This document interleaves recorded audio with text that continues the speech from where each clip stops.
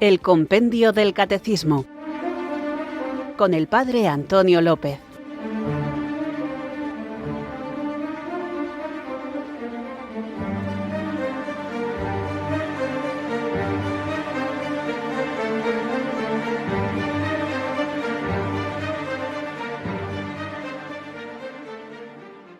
Muy buenas, amantes, apasionados, buscadores de la verdad, recibid mi abrazo del Padre Antonio López desde Irurzun, en Navarra, los que, obedeciendo, acogiendo la invitación de Jesús a seguirle, queréis profundizar en el conocimiento de la fe para madurar esta fe, enraizarla en la vida e irradiarla en el testimonio. Vamos a continuar hoy con la figura de la bienaventurada Virgen María, que es la personificación, la humana, que mejor ha expresado el infinito amor del Padre cuando en su seno, por la acción del Espíritu Santo, se hizo carne el Verbo eterno de Dios. Porque Dios nos ama y su Hijo nos ama y el Espíritu Santo nos ama, el único Dios nos ha dejado una madre, fruto del amor eterno, infinito, incalculable, enloquecedor de Dios. Y por eso estamos aquí, porque toda la finalidad de la doctrina y la enseñanza debe ser puesta en el amor que no acaba. Porque se puede muy bien exponer lo que es preciso creer, esperar o hacer, pero sobre todo debe resaltarse que el amor de nuestro Señor siempre prevalece, a fin de que cada uno comprenda que todo acto de virtud perfectamente cristiano no tiene otro origen que el amor, ni otro término que el amor. Pues tú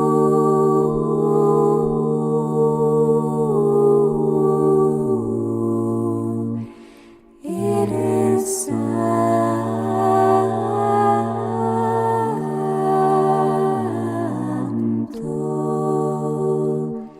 pues tú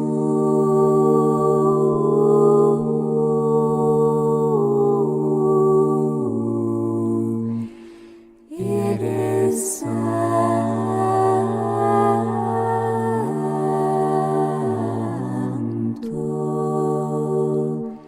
pues tú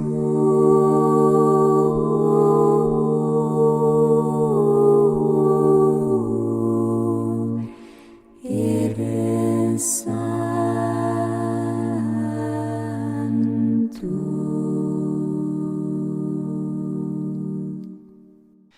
Acordaos, oh piadosísima Virgen María, que jamás se ha oído decir que ninguno de los que han acudido a tu protección implorando tu asistencia y reclamando tu socorro haya sido abandonado de ti. Animado con esta confianza, a ti también acudo, oh Madre, Virgen de las Vírgenes, y aunque gimiendo bajo el peso de mis pecados, me atrevo a comparecer ante tu presencia soberana.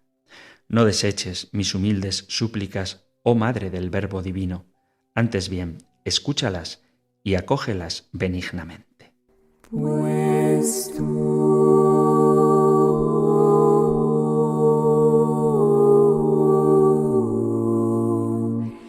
eres santo,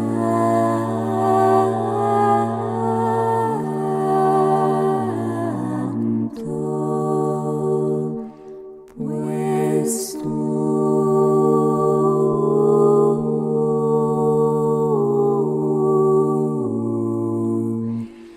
eres santo,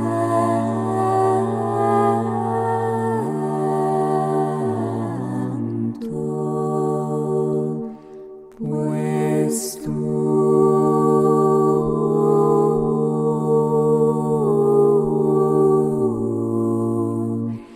eres santo.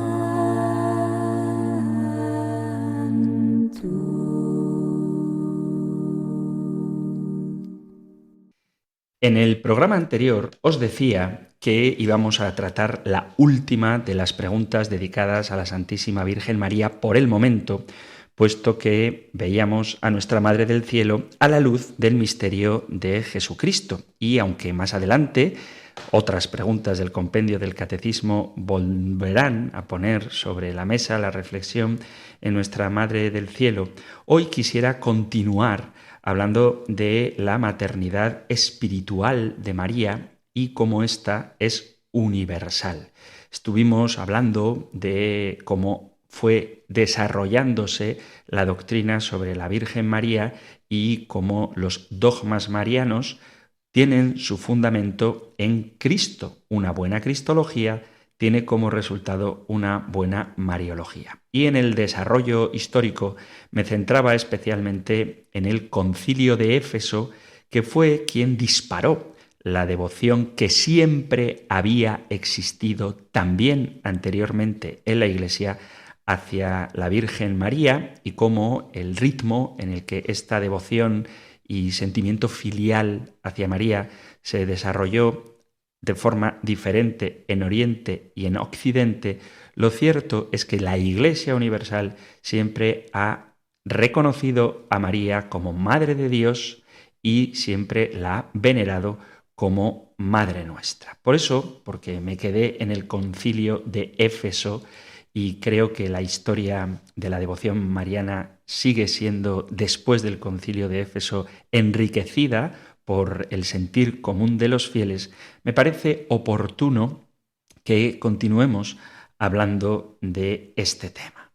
Por eso continuamos con la pregunta 100 del compendio del Catecismo. ¿De qué modo la maternidad espiritual de María es universal? María tuvo un único hijo, Jesús, pero en él su maternidad espiritual se extiende a todos los hombres que Jesús vino a salvar. Obediente junto a Jesucristo, el nuevo Adán, la Virgen es la nueva Eva, la verdadera madre de los vivientes que coopera con amor de madre al nacimiento y a la formación de todos en el orden de la gracia. Virgen y Madre, María es la figura de la Iglesia, su más perfecta realización. Esto es lo que dice la pregunta 100 del compendio del Catecismo. Desde los primeros siglos, junto al título de Madre de Dios, los fieles también reconocieron a María como Madre. La maternidad espiritual de María es una consecuencia de su maternidad como Madre de Jesús, el Hijo de Dios.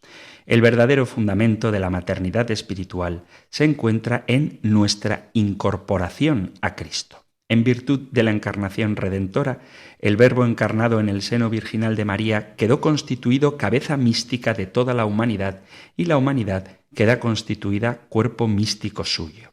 La Virgen Santísima, al engendrar física y naturalmente a Cristo, engendró también espiritual y sobrenaturalmente a todos los cristianos miembros místicos del cuerpo de Cristo, es decir, a todo el género humano. Tanto la cabeza como sus miembros son fruto del mismo seno, el de María. Ella, ya en la Anunciación, queda constituida madre del Cristo total, es decir, de la cabeza y de sus miembros, aunque de modo diverso, físicamente la cabeza y espiritualmente los miembros. Somos hijos en el Hijo, en quien estamos todos incluidos, a quien estamos incorporados. María, en Caná, muestra su amor maternal y contribuye a la fe de la primera comunidad de los discípulos. Y en el Calvario, uniéndose al sacrificio de su Hijo, ofrece a la obra de la salvación su contribución materna que asume la forma de un parto doloroso, el parto de la nueva humanidad. Al dirigirse a María con las palabras «Mujer, ahí tienes a tu Hijo», el crucificado proclama su maternidad no sólo con respecto al apóstol San Juan, sino también con respecto a todo discípulo. El mismo evangelista, afirmando que Jesús debía morir para reunir en uno a los hijos de Dios que estaban dispersos, como dice el capítulo 11, versículo 52 de su evangelio, indica el nacimiento de la Iglesia, el fruto del sacrificio redentor al que María está maternalmente asociada. Los primeros cristianos se dirigen a María con el título de Madre de Dios, porque este título ya aparece en los Evangelios y también Lucas presenta a María como Madre de Jesús en los Hechos de los Apóstoles, como dice el Papa Juan Pablo II en una de sus catequesis. Para quienes creen en Jesús y lo siguen, Madre de Jesús es un título de honor y veneración y lo seguirá siendo siempre en la vida y en la fe de la Iglesia. De modo particular, con este título, los cristianos quieren afirmar que nadie puede referirse al origen de Jesús sin reconocer el papel de la mujer que lo engendró en el espíritu según la naturaleza humana. Su función materna afecta también al nacimiento y al desarrollo de la Iglesia. Los fieles, recordando el lugar que ocupa María en la vida de Jesús, descubren todos los días su presencia eficaz, también en su propio itinerario espiritual. Siguiendo la Sagrada Escritura, los santos padres reconocieron la maternidad de María respecto a la obra de Cristo y, por tanto, de la Iglesia, si bien en términos no siempre explícitos. Pero los fieles cristianos, desde el inicio, vieron en María no solo a la madre de la persona de Cristo, sino también madre de todos los fieles. La piedad mariana en la Iglesia occidental floreció especialmente en los monasterios, donde se podían encontrar estatuas y pinturas de la Virgen María, Madre de Dios y Madre nuestra, y en muchos lugares, no solamente en la capilla. Los monjes rezaban el oficio parvo de la Bienaventurada Virgen María diariamente y se encontraban en sus bibliotecas diversos escritos sobre la Virgen. Debido a la influencia de la vida monástica, la virginidad de María adquirió una especial relevancia. A veces más importancia se le daba a la virginidad que a su maternidad. La piedad y devoción mariana fue creciendo también entre los fieles que acudían a las fiestas marianas de los monasterios y contemplaban la belleza y la gloria de la Virgen María y se sentían atraídos hacia ella. En el siglo X surgió también una literatura religiosa sobre María que explicaba su vida en baladas, historias y dramas. Esto se proyectó en el arte religioso, en las imágenes y pinturas de María que representaban a la Virgen de modo humano y lleno de sentimiento diferente al tradicional de los siglos anteriores. En los siglos XI y XII, el florecimiento del comercio hizo que las ciudades crecieran. Se construyeron muchas catedrales, generalmente dedicadas a María. En el siglo XII se desarrolla lo que es conocido como la Edad de Oro de la Mariología. La reflexión teológica sobre María va creciendo, sobre todo por parte de los cistercienses, y de manera especial hay que mencionar a San Bernardo de Claraval, que en sus escritos expresa una profunda e intensa devoción a María. A él debemos esa preciosa oración de «Acordaos, oh piadosísima Virgen María», que ha prevalecido hasta nuestros días, al igual que ha prevalecido hasta nuestros días la antiquísima oración «Bajo tu amparo». En esa época en que se presentaba la figura de Dios Padre especialmente como juez y a Cristo como Rey, quizá un tanto distantes del pueblo sencillo, la Divina Misericordia encontró su expresión en la Madre de Jesús, que como una noble mujer feudal, con un tierno corazón, podía rogar a su Hijo por aquellos que pedían su intercesión. María personificó el amor de Dios hacia los hombres. La veneración y el amor a María creció entre los fieles y se multiplicaron las oraciones, reliquias, santuarios, fiestas y narraciones sobre María, que no solo eran consideradas como la Madre de Dios, sino como nuestra Madre y protectora, como Madre de misericordia e intercesora ante su Hijo, para aquellos que buscaban la salvación. En este tiempo nacieron las antífonas como el Salve Regina o el Regina Coeli. La Salve Regina es la más popular de las antífonas marianas. Su autoría se atribuye al obispo de Santiago de Compostela, Pedro de Mezonzo, en torno al año 1000, que, según la tradición, la compuso en el año 997 ante el peligro de la inminente llegada de los musulmanes. Esta antífona se convirtió rápidamente en una de las plegarias más famosas de toda la cristiandad. Cistercienses, dominicos y franciscanos promovieron su uso en diversas circunstancias. En el año 1250, Gregorio IX la aprobó y prescribió su uso universal cantándose al final del rezo de completas. Aunque no se conoce el autor de la antífona Regina Coeli, ya se rezaba en el siglo XII y los frailes franciscanos menores lo rezaban después del oficio de completas ya en la primera mitad del siglo XIII. Y gracias al impulso que le dieron los frailes franciscanos, se popularizó y expandió por todo el mundo cristiano. En el siglo XIII, las universidades empezaron a cambiar la estructura social y también la Iglesia misma, que hasta entonces había estado fuertemente centrada e influida por la vida monástica. Surgieron las órdenes mendicantes de franciscanos, dominicos, servitas, mercedarios, trinitarios, que dieron énfasis a la figura de Jesús en la pobreza de su humanidad y donde María también estaba siempre presente como madre de ese Jesús humilde y pobre. Tanto los franciscanos como los dominicos expresaron un gran amor a María que influyó en los fieles. Al mismo tiempo, la teología escolástica desarrolló una nueva comprensión de la redención y dio énfasis al papel de María como madre de todos y madre de misericordia. El gran Santo Tomás de Aquino, el mayor exponente de la teología escolástica, supo unir su gran sabiduría a una profunda santidad. En sus escritos se encuentra claramente expresada la maternidad de María. María, por su divina maternidad, tiene una relación real con el Verbo de Dios hecho carne. Esta relación se termina en la persona increada del Verbo encarnado, pues ella es la madre de Jesús, que es Dios. La maternidad de María no se termina en la humanidad de Jesús, sino en la persona misma de Jesús. Es Él, y no su humanidad, quien es el Hijo de María. Y tuvo siempre un gran amor a María que expresó en un hermoso tratado sobre el Ave María, y las oraciones que compuso en honor a ella son preciosas. Solamente cito un trocito. Oh bienaventurada y dulcísima Virgen María, Madre de Dios, toda llena de misericordia, hija del Rey Supremo, Señora de los ángeles, Madre de todos los creyentes, hoy y todos los días de mi vida deposito en el seno de tu misericordia mi cuerpo y mi alma, todas mis acciones, pensamientos, intenciones, deseos, palabras, obras.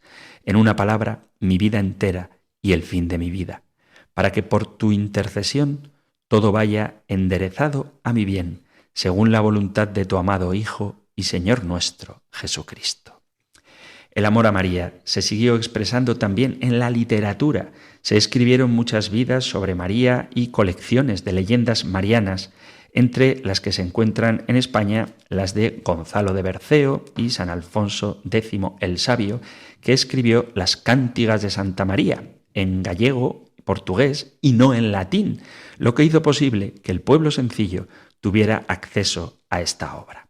De ese modo se consiguió en la Edad Media que las verdades de nuestra fe no fueran solo dogmas, sino que se transparentaran en la vida de la Iglesia, en la liturgia, en la piedad y en el sentimiento de los fieles, de modo que pudieran considerar a la Virgen como a su madre, una madre bondadosa y llena de piedad hacia sus hijos. Igualmente, hubo muchos grandes místicos que expresaron sus obras y oraciones con una gran devoción y amor a María. Por ejemplo, Pedro Abelardo, Santa Hildegarda de Bingen, San Bernardo, San Francisco de Asís, San Buenaventura, el maestro Eckhart, entre otros. En Italia destacó la obra La Divina Comedia de Dante Alighieri, que está considerada como una de las grandes obras maestras de todos los siglos. En ella, Dante ensalza a María como rosa mística y reina del cielo, y la presenta en toda su belleza y esplendor. La piedad popular y el amor a María por parte de los fieles también siguieron desarrollándose tanto durante estos siglos, así como en los siglos XIV y XV. En esta época, la imagen y la idea que los fieles tenían de María, que anteriormente había estado centrada en el misterio de la Encarnación, fue reemplazada a menudo por una imagen casi mágica de María como la madre que podía resolver todos los problemas. Además, en esta época hubo en Europa muchos desastres y calamidades, como la Gran Plaga, la Guerra de los 100 Años, y eso hizo que los fieles se dirigieran cada vez más a María para encontrar en ella consuelo y remedio a sus males. También los fieles se dirigieron a ella como refugio de pecadores y a menudo la pusieron en el centro de proceso de salvación personal, llegando incluso a sustituir a Cristo. Los teólogos interpretan esto como un deterioro de la mariología, pero muchos antropólogos ven en eso la expresión de la necesidad que los fieles tenían de experiencia femenina en lo divino, una experiencia que en aquel tiempo no podían concebir con respecto a Dios. Os he hablado un poco de ciertos abusos que se pudieron llegar a dar en la devoción a María, porque en este repaso histórico llegamos al siglo XVI, algo muy importante en la historia universal y en la historia de la Iglesia. Este siglo señala el llamado inicio de la Edad Moderna, es el siglo del humanismo, del Renacimiento y también de la Reforma Protestante y, por supuesto, de la Reforma Católica. El Renacimiento trajo consigo el resurgimiento de las obras de los clásicos que se habían conservado en los monasterios, así como también el gusto por la poesía, la mitología griega y el arte antiguo. En la Edad Media, Dios había sido el centro de todas las cosas, pero ahora es el hombre, igual que en el período clásico, el que se constituye en la medida de todas las cosas y se entrega con entusiasmo al arte, a los descubrimientos, a la industria y a las ciencias. Por eso, este es también el siglo de los grandes descubrimientos, de las misiones en América y Asia y también de muchos descubrimientos científicos. Socialmente, este siglo es también el inicio de la clase media. En esta época, los abusos y distorsiones acerca de María que habían tenido lugar en la antigua Edad Media fueron combatidos por varios autores, entre ellos Erasmo, que es considerado como uno de los grandes representantes del humanismo renacentista. Aunque en la última época de su vida muchos de sus escritos fueron condenados por la Iglesia, Erasmo luchó contra las distorsiones de la devoción a María, indicando que esa devoción mal enfocada hacia María hacía que se ignorara a Dios o que se considerase que Cristo estaba sujeto a su madre o que los fieles pensaran que las velas, imágenes y cantos a María podrían contrarrestar o incluso sustituir una conducta cristiana poco moral o incluso la vida sacramental. La decadencia de la autoridad moral de los papas de aquella época, que a menudo se preocupaban más de lo temporal y político que de lo religioso, la corrupción del clero y otros abusos que lamentablemente se cometieron en la Iglesia, fueron algunas de las causas que motivaron la mal llamada Reforma Protestante, porque no fue una reforma, sino una ruptura. El que inició este doloroso cisma fue Martín Lutero. Aunque al principio, siendo monje agustino, estuvo motivado por el deseo de promover una iglesia más acorde al Evangelio, poco a poco se fue alejando de la doctrina católica y finalmente tuvo que ser excomulgado porque desoyó las invitaciones que se le hicieron para volver al seno de la iglesia fundada por Cristo. No obstante, Lutero, incluso excomulgado, siguió manteniendo una tierna devoción a María y compuso hermosos himnos dedicados a ella. Mantuvo la doctrina de la Inmaculada Concepción de María, su virginidad y su maternidad divina. Y otros reformadores protestantes, como Calvino o Zwinglio, al igual que Lutero, no rechazaron a María, sino que lo consideraban un falso honor dado a ella. Según ellos, dirigirse a María pidiendo favores iba en contra de la función de Cristo como único mediador entre Dios y los hombres. Pero las polémicas que surgieron entre católicos y protestantes en aquella época hizo que algo más tarde María fuese casi eliminada de la tradición protestante. Sin embargo, las críticas de los protestantes hacia María hicieron que aumentara el amor de los católicos hacia ella y que se esforzaran por preservar la presencia de María como Madre de Dios y su lugar destacado en la vida de la Iglesia como Madre de todos los hombres. Muchos fieles, tanto seglares como sacerdotes y religiosos, ya venían exigiendo una reforma desde hacía tiempo y pidiendo que tuviera lugar un concilio universal porque veían que la Iglesia necesitaba ser purificada de los errores y debilidades que la estaban afligiendo. Dios hizo surgir la Reforma Católica no sólo para contrarrestar el protestantismo, sino también para enviar con más claridad la enseñanza de la doctrina y de la vida de la Iglesia católica. Por eso fue convocado el Concilio de Trento, que tuvo una gran influencia en la, ahora sí, reforma de la Iglesia católica. Esto fue en el año 1545 hasta 1563. En este siglo XVI también surgieron muchas congregaciones religiosas, entre las que destacan los jesuitas, fundados por San Ignacio de Loyola. También en España y en otros grandes países aparecen grandes místicos como Santa Teresa, San Juan de la Cruz y autores espirituales importantísimos como San Juan de Ávila, San Francisco de Borja, Fray Luis de León, Fray Luis de Granada, San Pedro de Alcántara, y todos ellos destacan la figura de María y muestran su amor a ella, tanto en su vida como en sus obras. Hay que mencionar en esta época también la resplandeciente aparición de la Virgen María a Juan Diego, la Virgen de Guadalupe. Es la estrella de evangelización de América, sin la cual no se podría entender la unión de las culturas y los pueblos para que acudieran a Jesús. Ella se presentó a Juan Diego como la madre del verdadero Dios y al mismo tiempo con las características del pueblo indígena mexicano. Y Juan Diego, al acoger el mensaje cristiano sin renunciar a su identidad indígena, descubrió la profunda verdad de la nueva humanidad en la que todos están llamados a ser hijos de Dios en Cristo, nacido de la Virgen María.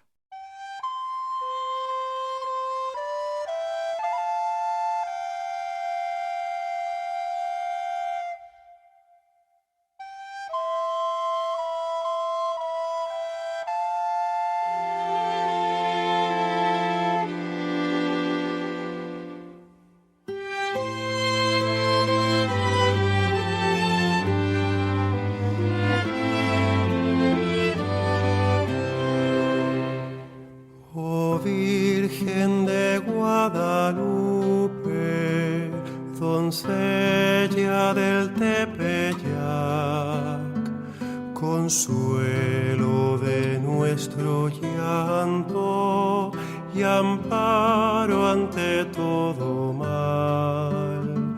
Protégenos con tu manto, confórtanos con tu paz. Oh Virgen de Guadalupe, resuena hasta hoy tu voz, diciendo: Hijo mío, escucha y guarda.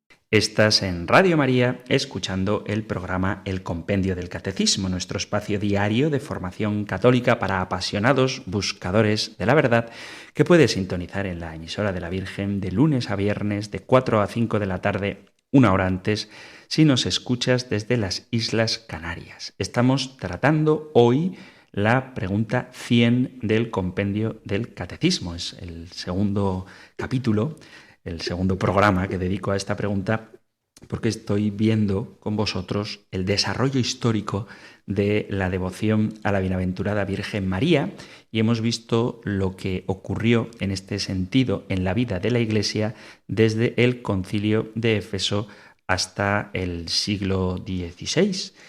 Sobre todo, terminaba antes de la pausa musical recordando la importantísima y necesaria para comprender la evangelización de América aparición de la Bienaventurada Virgen María en su advocación de Guadalupe. Después de esto, en el siglo XVII, el amor y devoción a María alcanzó un nuevo apogeo, sobre todo en Francia. San Luis María Griñón de Montfort fue un gran promotor de la devoción a María con su obra La verdadera devoción a la Bienaventurada Virgen María. Esta obra sigue influyendo a muchos cristianos todavía hoy. Es muy conocida la admiración que San Juan Pablo II tenía por San Luis María Griñón de Montfort, y en su lema como Papa, todo tuyo, escogido de una frase de San Luis María Griñón de Montfort, que repetía con frecuencia: soy todo tuyo, oh María, y todo cuanto tengo tuyo es.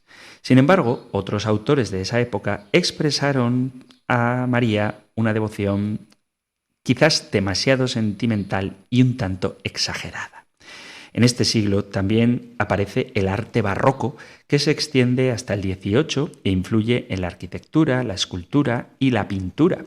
El arte barroco jugó un papel importante en los conflictos religiosos de ese período. Frente a la tendencia protestante de construir los edificios para el culto de una manera sobria y sin decoración, la Iglesia Católica usó para sus fines litúrgicos la grandiosidad y la complejidad del barroco. María es uno de los temas centrales del arte barroco. Reconocemos todos, casi con verlo, obras de Velázquez, Zurbarán y Murillo dedicadas a la Santísima Virgen. Otra manifestación de gran importancia que siguió después del Concilio de Trento fue la institución de órdenes de la Virgen Santísima, particularmente dedicadas a la educación, un movimiento principalmente promovido por la influencia y el ejemplo de la Sociedad de Jesús, la Compañía de Jesús.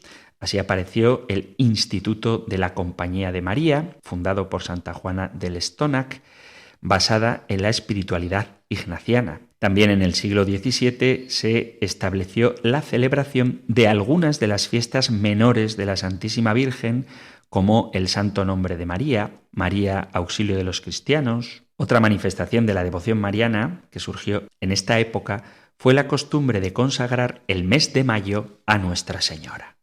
El siglo XVIII es conocido como el siglo de la Ilustración o el siglo de las luces. Es un movimiento histórico que da paso a una nueva mentalidad en la que se ve el mundo no en relación a Dios, sino que todo se juzga según las luces de la razón y no de la fe o de la revelación, a la que consideran oscura y retrógrada. Según los promotores de la Ilustración, la Iglesia se opone al progreso y por eso la rechazan. La Ilustración trajo consigo la descristianización de buena parte de la sociedad y separó de la Iglesia a la gente más culta, dejándola también debilitada con secularizaciones y desamortizaciones. Las ideas de la Ilustración se hicieron palpables primero a través de la Revolución Francesa y luego pasaron a otros países de Europa y a través de España llegaron a Hispanoamérica. Sin embargo, ante los ataques a la Iglesia, comienza a cultivarse la apologética, la pastoral, la catequética, la liturgia y a desarrollarse el derecho canónico más. Igualmente, la separación entre Iglesia y Estado sirve también para romper las cadenas que esclavizaban a la Iglesia, de tal manera que ésta tiene ahora una mayor libertad de movimientos y un mayor sentido de unidad con el Papa, su cabeza. En este siglo, muchas fiestas de María fueron eliminadas del calendario. Muchos santuarios marianos quedaron casi en ruinas y la excesiva devoción a María fue suprimida de la piedad popular. Durante la Revolución Francesa, algunas iglesias quitaron las estatuas de la Virgen de los altares e incluso en la Catedral de Notre-Dame de París, la estatua de la diosa Razón fue entronizada. La literatura mariana dejó casi de existir. Sin embargo, la devoción popular y el amor a María se mantuvieron a través de los sermones y folletos promovidos especialmente por las congregaciones dedicadas a María.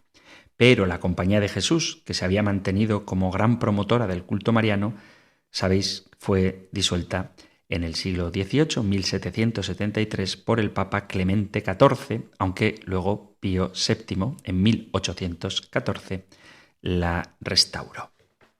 El siglo XIX marca el inicio de la Edad Contemporánea. En el plano social y económico es el siglo de la Revolución Industrial, los movimientos obreros y el marxismo. En el plano cultural es el siglo del romanticismo y del liberalismo. En cuanto al plano religioso, la Iglesia se propuso recristianizar las masas populares cuya práctica religiosa había quedado muy quebrantada por los años de la Revolución. Este siglo también puede considerarse como el siglo del despertar de la conciencia social de la Iglesia, especialmente a través de la encíclica del Papa León XIII, Rerum Novarum. Igualmente señala el comienzo de la era de María. El Papa León XIII dedicó 11 de sus 60 encíclicas a la Virgen María. La creciente demanda por parte de toda la cristiandad para que se declarara dogma el misterio de la Inmaculada Concepción de María, que ya había sido definido en el Concilio de Basilea en 1439, hizo que finalmente, en el año 1854, se proclamara solemnemente este dogma. También las apariciones de la Virgen María se multiplicaron en este siglo por toda Europa y nacieron un gran número de congregaciones religiosas, sobre todo femeninas. Muchas de ellas estuvieron inspiradas en alguno de los aspectos de la vida de María o en algunos de sus misterios. Al mismo tiempo, en muchos lugares se dio un énfasis exagerado a la dependencia espiritual de los fieles hacia la Madre de Dios, que ya no era vista desde el contexto trinitario, cristológico y eclesial, como deberíamos verla, como lo vieron los primeros cristianos, sino con una cierta independencia de estos contextos. Pero aunque a lo largo de los siglos ha habido exageraciones en cómo los cristianos han visto a María y se han dirigido a ella, sin embargo, todo esto ha hecho posible también que los fieles católicos y especialmente los más pobres y abandonados hayan encontrado en María la fortaleza que necesitaban, se hayan sentido acompañados por ella y hayan mantenido su esperanza a pesar de las circunstancias adversas de la vida. Los primeros 60 años del siglo XX también se vieron marcados por gran entusiasmo y devoción hacia la Virgen María, y hubo también nuevas apariciones, especialmente la de Fátima. Igualmente nacieron asociaciones de laicos que se inspiraron y basaron su apostolado en la Virgen María. En el año 1950 se promulgó el dogma de la Asunción de María, que vino a ser una nueva joya en la corona de la Virgen, que también fue exaltada como mediadora de todas las gracias, corredentora y madre de la Iglesia. Ya sé que esto de la corredención tiene su polémica reciente, pero bien entendido, como deberíamos hacer los que queremos estar adecuadamente formados, no hay ningún problema en aceptar lo que la Iglesia, a quien debemos obediencia y que tiene a María como modelo, nos enseña. Y así llegamos hasta el gran acontecimiento de la Iglesia en el siglo XX. Me refiero al Concilio Vaticano II. El concilio fue iniciado por Juan XXIII la mañana del 11 de octubre de 1962 y concluido por el Papa Pablo VI el 8 de diciembre de 1965. Desde su convocatoria, Juan XXIII puso el concilio bajo la poderosa intercesión de María, Madre de la Gracia y patrona celestial del concilio. y fijó su apertura el 11 de octubre porque esa fecha era el aniversario de la proclamación de María como Madre de Dios en el Concilio de Éfeso. El propósito del concilio fue manifestar el rostro de la Iglesia y por eso la Comisión Teológica propuso que se insertara la doctrina de María en la Constitución Lumen Gentium que trataba sobre la Iglesia.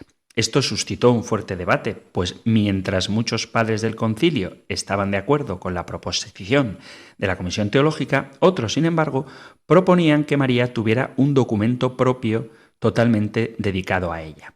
Finalmente, por una estrecha mayoría de votos, fue aprobado que el Tratado Mariano fuera insertado en el capítulo 8 del documento conciliar sobre la Iglesia con el título La Santísima Virgen María, Madre de Dios, en el misterio de Cristo y de la Iglesia.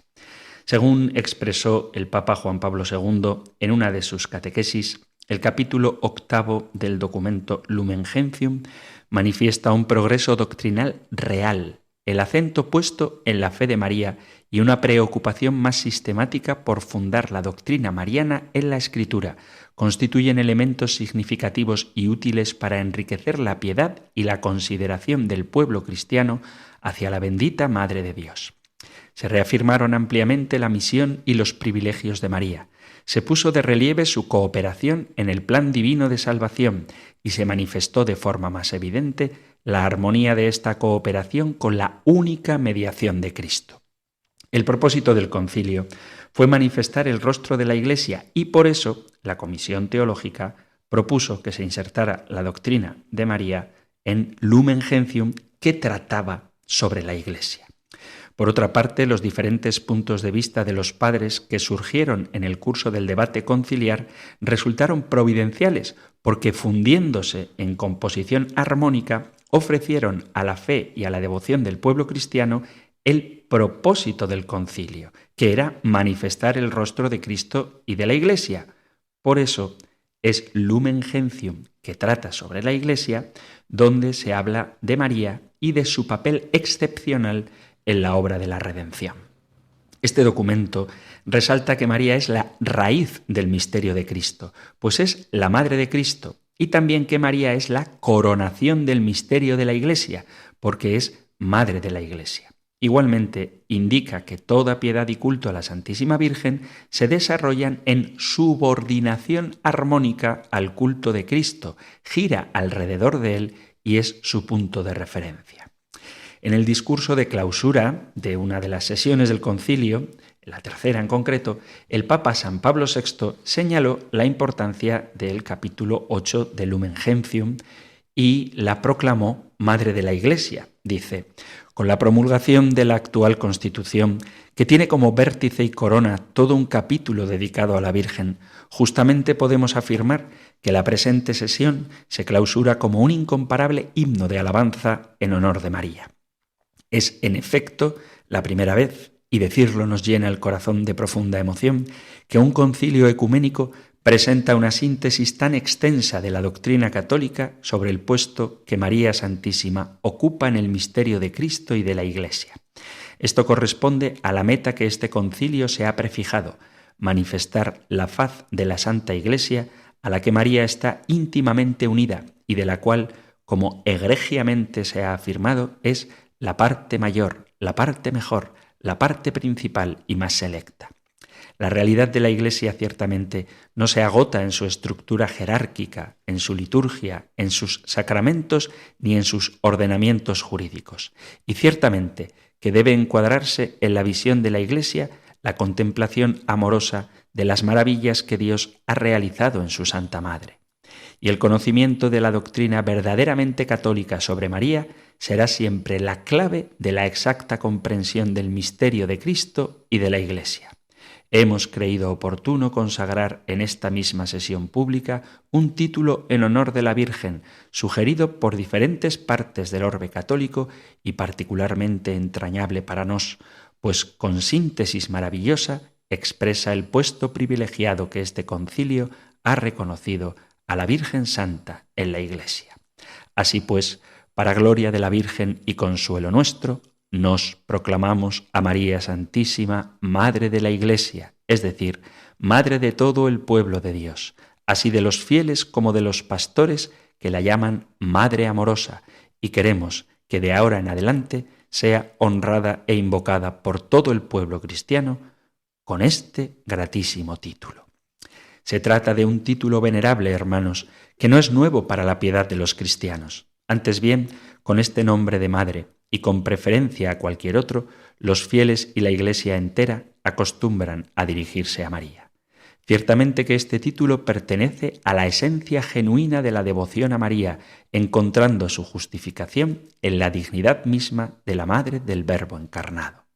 La divina maternidad es, en efecto, el fundamento de su especial relación con Cristo y de su presencia en la economía de la salvación operada por Cristo, y también constituye el fundamento principal de las relaciones de María con la Iglesia, por ser madre de aquel que desde el primer instante de la encarnación en su seno virginal unió a sí mismo como cabeza su cuerpo místico, que es la Iglesia. María, pues, como Madre de Cristo, es también Madre de todos los fieles y de todos los pastores, es decir, de toda la Iglesia. Aun en medio de la riqueza de las maravillosas prerrogativas con que Dios la ha honrado para hacerla digna Madre del Verbo encarnado, está muy próxima a nosotros, hija de Adán como nosotros, y por lo tanto, hermana nuestra con los lazos de la naturaleza, es, sin embargo, una criatura preservada del pecado original en previsión de los méritos de Cristo, y que a los privilegios obtenidos une la virtud personal de una fe total y ejemplar, mereciendo el elogio evangélico: bienaventurada porque has creído. En su vida terrenal realizó la perfecta figura del discípulo de Cristo, espejo de todas las virtudes, y encarnó las bienaventuranzas evangélicas proclamadas por Cristo, por lo cual toda la Iglesia, en su incomparable variedad de vida y de obras, encuentra en ella la más auténtica forma de la perfecta imitación de Cristo. En cuanto a nosotros, ya que entramos en el aula conciliar, a invitación del Papa Juan XXIII, el 11 de octubre de 1962, a una con María, Madre de Jesús, salgamos ahora, al final de la tercera sesión de este mismo templo, con el nombre santísimo y gratísimo de María, Madre de la Iglesia. Al proclamar a María, Madre de la Iglesia, el Papa San Pablo VI confirmó no solo un título que ya venía dándose a María desde hacía siglos, sino también la realidad de su maternidad espiritual.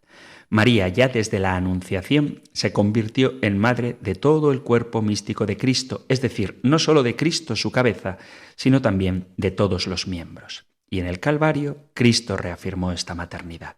María participó con su Hijo del sacrificio de la redención y por él fue proclamada madre no solo de su discípulo Juan, sino de todo el género humano. Ella continúa desde el cielo cumpliendo su función maternal de cooperadora en el nacimiento y desarrollo de la vida divina en todos los redimidos. Y como madre humana, no se limita a dar vida, sino a alimentar, educar y cuidar con su amor maternal. Cuida de los hermanos de su Hijo que todavía peregrinan y hallan en peligros, ansiedad, hasta que sean conducidos a la patria bienaventurada. Por este motivo, la Santísima Virgen es invocada en la Iglesia con los títulos de abogada, auxiliadora, socorro, mediadora, lo cual, sin embargo, ha de entenderse de tal manera que no resten nada a la dignidad y eficacia de Cristo, único mediador. El documento conciliar presenta también a María como modelo y ejemplo de virtud para todos los cristianos, pues ella ha vivido perfectamente las virtudes de Cristo y con su ejemplo nos mueve y nos anima a vivir una vida de perfección. Así como el Poderoso hizo grandes cosas en ella, así también las puede hacer en nosotros si nos abrimos a su acción. Además, la santidad de María no fue solo un don singular de la generosidad divina, sino que fue también fruto de la continua y generosa correspondencia de su libre voluntad y las mociones internas del Espíritu Santo. En ella se dio una perfecta armonía entre la gracia divina y la actividad de su naturaleza humana, estando siempre disponible y respondiendo con un fiat libre, responsable y lleno de amor a todo aquello que el Señor le fue pidiendo a lo largo de su vida. Igualmente, el documento conciliar tiene un enfoque esencialmente bíblico, cristocéntrico, eclesiológico, ecuménico y pastoral. Se aleja de la mariología preconciliar que se había centrado en los privilegios de María y había promovido sus títulos y dogmas, y recuerda a los fieles los peligros de una devoción únicamente sentimental. Por el contrario, presenta a María como miembro preeminente de la Iglesia, primera discípula de Cristo y modelo en nuestra peregrinación en la fe. En cuanto a la mariología postconciliar, hay que subrayar que se ha dedicado una constante atención a ella desde la antropología. Tanto los papas como los diversos teólogos y autores han presentado repetidamente a María de Nazaret como la suprema expresión de la libertad humana en la cooperación del hombre con Dios, que quiso confiarse en la encarnación al fiat y al servicio libre y activo de una mujer. La Virgen María es al mismo tiempo la más alta realización histórica del Evangelio y la mujer que, por el dominio de sí misma, por su disponibilidad y sentido de responsabilidad, por su apertura a los otros y espíritu de servicio, por su fortaleza y amor, se ha realizado en ella de un modo más completo todo el plan de Dios para el hombre. También se ha hecho notar la necesidad de acercar la figura de la Virgen a los hombres de nuestro tiempo, poniendo de relieve la imagen histórica de humilde mujer hebrea, así como demostrar los valores humanos de María, de forma que su estudio ilumine el estudio sobre el hombre. Aunque el tema de María y la mujer ha sido tocado muchas veces, sin embargo, todavía tiene que desarrollarse más. Igualmente se han tratado temas nuevos o se han visto desde un nuevo ángulo, como la relación entre el Espíritu Santo y María, el problema de la inculturación de la doctrina sobre la Virgen y de las expresiones de piedad mariana, el valor de la vía de la belleza para adelantar el conocimiento de María, la capacidad de la Virgen de suscitar las más altas expresiones en el campo del arte, la revalorización de la dimensión mariana en la vida de los discípulos de Cristo, así como el descubrimiento del significado de María en relación con algunas de las urgencias pastorales de nuestro tiempo, como la cultura de la vida, el compromiso por los pobres, el anuncio de la palabra, el amor por la escritura. María, a lo largo de los siglos, es y ha sido siempre estrella de la evangelización. Igual que inmediatamente después de la Anunciación, María fue rápida a visitar a su prima Isabel y a llevarle la nueva noticia de Cristo. María es aún hoy la aurora que ha llevado a Cristo a muchas naciones y pueblos que han acogido a Cristo después de un encuentro con María. María nos habla de la divinidad presente en la humanidad, nos habla de la palabra que continuamente se hace carne en nuestra carne. Como ella, estamos comprometidos en el plan de salvación que se ha manifestado en Jesús. Ella nos invita a ser morada de Dios, a dejar nacer a Dios siendo fuertes y creativos en nuestra respuesta a Cristo, valorando la vida, recordándonos que crecer en humanidad está intrínsecamente unido a crecer en divinidad. Y esto nos lleva a contemplar el misterio de Dios no alejándonos del mundo, sino que nos invita a contribuir a hacer presente el reino de Dios a fin de que la unión de Dios en Cristo con toda la humanidad sea una realidad en nuestro mundo. Ella nos sigue diciendo la palabra que pronunció en Caná y que son las últimas palabras que María recita según el Evangelio. Haced lo que Él os diga. Mucho más podríamos seguir hablando de María como madre de la Iglesia, como madre universal, pero tenemos que dejarlo aquí porque el tiempo de nuestro programa es limitado y ya en la siguiente pregunta hablaremos directamente de Cristo. Digo directamente porque siempre que hablamos de María estamos hablando de su Hijo Jesucristo. Os recuerdo, queridos amigos, queridos oyentes, que si queréis participar en este programa podéis hacerlo enviando vuestras preguntas, comentarios, sugerencias, testimonios. Si hay algún tema del que os apetezca debatir porque no estáis de acuerdo o pensáis que merece aclaración, cualquier cosa que queráis enviar, tenéis a vuestra disposición el correo electrónico compendio@radiomaria.es, compendio@radiomaria.es, o el número de teléfono para WhatsApp 668-594-383. 668-594-383. Terminamos recibiendo la bendición del Señor. El Señor te bendiga y te guarde. El Señor ilumine su rostro sobre ti y te conceda su favor. El Señor te muestre su rostro y te conceda la paz.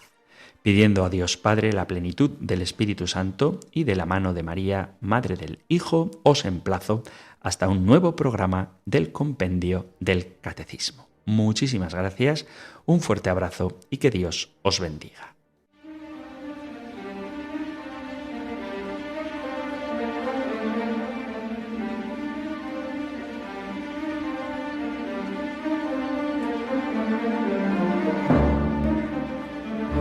El Compendio del Catecismo con el Padre Antonio López.